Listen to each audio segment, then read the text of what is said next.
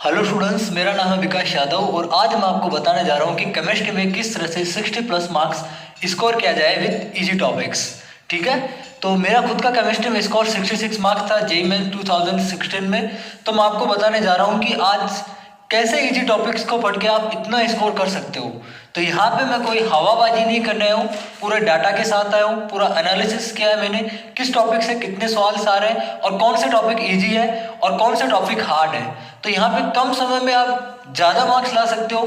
ठीक है, उन टॉपिक्स पे मेहनत करके जो ज़्यादा हार्ड नहीं है, जितना आप मेहनत इलेक्ट्रोकेमिस्ट्री थर्मोकेमिस्ट्री पे करोगे उसकी आधी मेहनत भी अगर इन टॉपिक्स पे कर दी आपने तो आपका स्कोर केमिस्ट्री में जेईई मेंस में 60 प्लस स्कोर इजीली हो सकता है। तो मैं पहला टॉपिक आपको सबसे पहले मैं बात करता हूँ इनऑर्गेनिक केमिस्ट्री और फिजिकल केमिस्ट्री की मैं बात करता हूँ। तो देखो, पहला टॉपिक मैं आपको बात करता हूँ क्वांटम नंबर। क्वांटम नंबर एक इंपॉर्टेंट टॉपिक है, ठीक है, जिसका एक क्वेश्चन फिक्स है। जहां तक मैंने देखा उसका एक क्वेश्चन हर साल आ रहा है, तो ये क्या है, फिक्स है।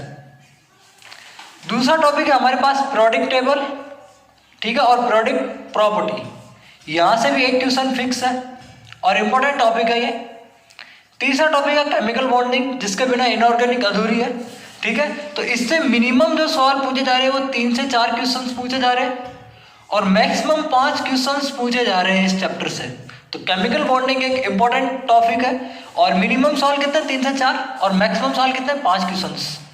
टॉपिक नंबर 4 है मेरे पास रेडॉक्स रिएक्शन। रेडॉक्स रिएक्शन जिसको आपको एनसीईआरटी से करना है, और इनऑर्गेनिक न्यूमेरिक कल्चर।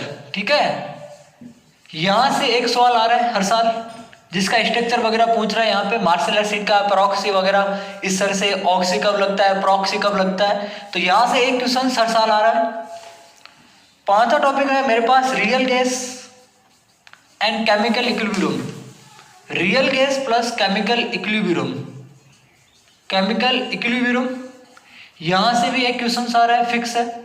अगर रियल गैस से आ गया तो इससे आ रहा है, अगर इससे आ रहा है तो इससे आ रहा है। काफी इजी टॉपिक है। केमिकल इक्विलिब्रियम भी काफी इजी टॉपिक है। एनसीईआरटी में जो टॉपिक दे रखा है उस पर ज्यादा आपको फोकस करना है, तो 1 क्वेश्चन यहाँ पे फिक्स है। टॉपिक नंबर 6 है आपके पास केमिकल काइनेटिक्स, जिसको 12th बोर्ड में आप बहुत ढंग से पढ़ते हो। एनसीईआरटी में भी है ये टॉपिक, तो आपको इससे एक क्वेश्चन जरूर मिलेगा। एक क्वेश्चन यहाँ से क्या है, फिक्स है। टॉपिक नंबर 7 है आपके पास सॉलिड स्टेट।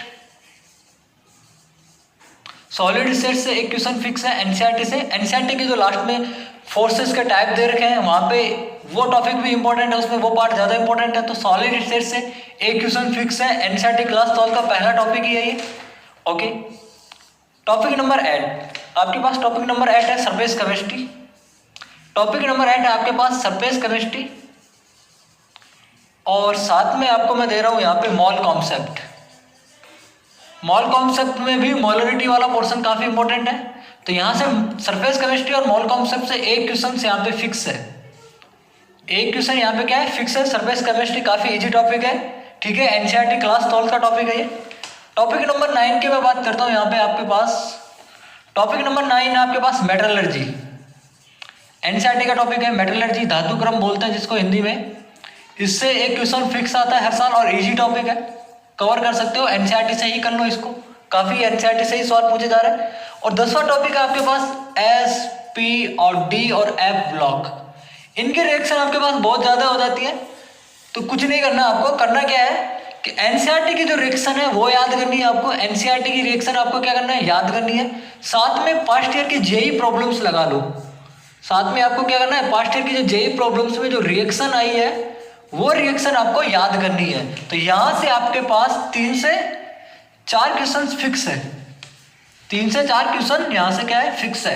अगर आप एनसीईआरटी की रिएक्शन भी याद करते हो एस, पी और डी एफ ब्लॉक में, तो 3 से 4 क्वेश्चन यहाँ पे डायरेक्टली पूछे जाएंगे। ओके, तो यहां से मैंने पोर्शन बताया पहला इनऑर्गेनिक और फिजिकल केमिस्ट्री का पोर्शन।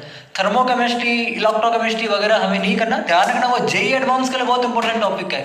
लेकिन जेईई मेंस के लिए यहाँ पे उनको छोड़ दो, कोई दिक्कत नहीं है। बड़े हार्ड टॉपिक है, ज्यादा मेहनत करनी पड़ रही है, फिर भी स्कोर नहीं आ रहा है, तो उनको क्या करना है, हमें रिमूव कर देना है। कोई नहीं पूछेगा कि आपने ज्यादा हार्ड टॉपिक पढ़ के स्कोर किया है या फिर कम टॉपिक पढ़ के स्कोर किया है। तो यहाँ पे क्वेश्चंस एक बार देखो कि कितने क्वेश्चंस हो गए। यहाँ पे मैं फिजिकल केमिस्ट्री और इनऑर्गेनिक केमिस्ट्री की बात कर रहा हूँ। क्वेश्चन 1, 2 यहाँ पे मिनिमम अगर मैं यहाँ पे मान के चलता हूँ कि 3 क्वेश्चंस मिनिमम मान के चलता हूँ यहाँ पे, तो कितने हो गए यहाँ पे 5, यहाँ पे हो गए 6, ये 7, ये 8, ये 9, ये 10।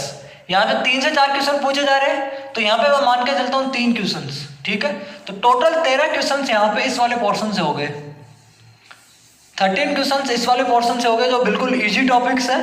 अगर नहीं आते हैं तो आपके पास 2 मंथ है जेईई मेंस के लिए, जो फरवरी वाला टाइम है। यूट्यूब पे जाओ, बहुत सारे टॉपिक्स के वीडियोस लेक्चर मिलेंगे आपको, तो आप वहां पे जाके कवर कर सकते हो इन टॉपिक्स को। लेकिन एनसीईआरटी को बिल्कुल साथ में लेके चलना है आपको, वहां से डायरेक्टली सवाल पूछे जाएंगे। अगला पोर्शन की मैं बात करता हूँ आपके पास ऑर्गेनिक केमिस्ट्री की। ऑर्गेनिक केमिस्ट्री का तो बिल्कुल सिंपल है, एनसीईआरटी का जो क्लास 12 का सेकंड पार्ट है, अगर वो ढंग से कर लिया आपने तो ऑर्गेनिक केमिस्ट्री आपके पास खत्म है, ठीक है। मैं केवल यहाँ पे जेईई मेंस की मैं बात कर रहा हूँ। तो टॉपिक जो मैंने सिलेक्ट किया है, जो मैंने देखा है वो टॉपिक, पहला टॉपिक था आइसोमेरिज्म और जीओसी। अब कुछ लोग बोलेंगे कि ये टॉपिक हार्ड, ठीक है, आइसोमेरिज्म, जीओसी और आईपीएससी।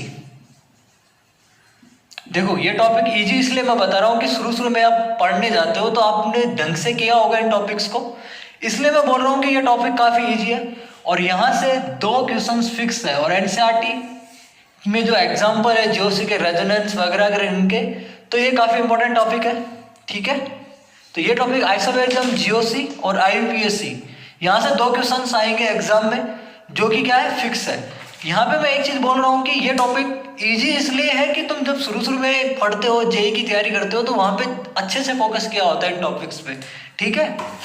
और सेकेंड पोर्शन में आपको बता रहा हूँ, यहाँ पे जो एनसीईआरटी है, एनसीईआरटी जो लास्ट के जो उसके 3 चैप्टर है, जहाँ से देखो बायोमोलिक्यूल एक तो, दूसरा है पॉलीमर, और एक वो दवाई वाला जो चैप्टर है, ठीक है, एंटीबायोटिक, बायोटिक। तो ये वाला चैप्टर, इन तीनों से एक क्वेश्चन क्या है यहाँ पे फिक्स है, ठीक है। थर्ड, एनसीईआरटी की जितने भी नेम वाली रिएक्शन है, जो ऑर्गेनिक केमिस्ट्री में नेम वाली रिएक्शन है, वो सारी की सारी आपको लर्न करनी है विद